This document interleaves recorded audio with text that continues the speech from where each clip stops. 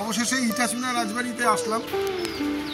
ইটাচুনা রাজবাড়ি নৈহাটি থেকে 32 কিলোমিটার দূরে।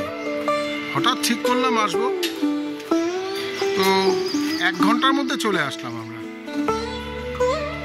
কল্যাণী এক্সপ্রেসওয়ে দিয়ে সোজা মগরা থেকে গ্র্যাংট্যাং রোড ধরে খান্নান থেকে বাঁদিকে, খুব একটা ডিস্টেন্স না, সেই ইটাচুনা রাজবাড়ি। এখানে গেস্ট হাউস হয়ে গেছে, এখন অনলাইনে বুকিং করে থাকা খাওয়া সব ব্যবস্থা। হ্যাঁ, হিস্ট্রিটা ইটাচুনা রাজবাড়ি মারলি। হ্যাঁ, আর এর এখানে শ্রীধর নারায়ণ মন্দির আছে ভেতরে, 4টে থেকে 6টা অবধি খোলা থাকে। ওই টাইম আসতে 1766 সালে সাফল্যরাম কুণ্ডু মহাশয় কর্তৃক থাকে।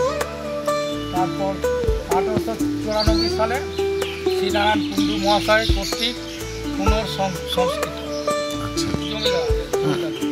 একটু বলো। 258 বছরের বাড়ি। আচ্ছা আচ্ছা। আর এই ইটাচুনার উনি জমিদার ছিলেন। আচ্ছা আচ্ছা, ধন্যবাদ। সংলগ্ন জমিদারের বাড়িরই একটা মহাদেবের মন্দির, 250 বছরের পুরনো। আমরা এটাও দেখে নিলাম। রাজবাড়িতে ঢোকবার নিয়ম হচ্ছে 4টে থেকে 6টা, আর অনলাইন বুক করলে থাকার ব্যবস্থা আছে। হ্যাঁ, তো এই হলো ইটাচুনা রাজবাড়ির মহাদেবের মন্দির। আমাদের যিনি ম্যানেজার, তিনি আমাদের একটু সাহায্য করলেন। যিনি সিকিউরিটিতে আছেন, তিনি সাহায্য করাতে আমরা ঢুকলাম মহাদেবের মন্দিরে। 250 বছরের পুরনো মন্দির।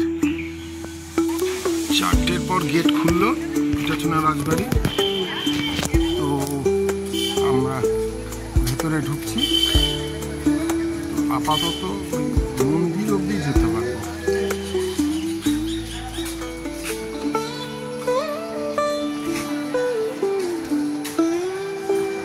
সেই সাবেকি লণ্ঠন, আর দরজাটা খুব অদ্ভুত সাবেকিভাবে বানানো সাজানো।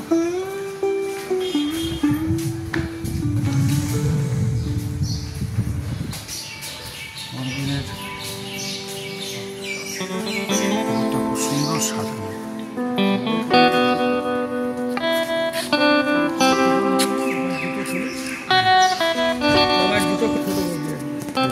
আর উপরের গুলো একটু বলে।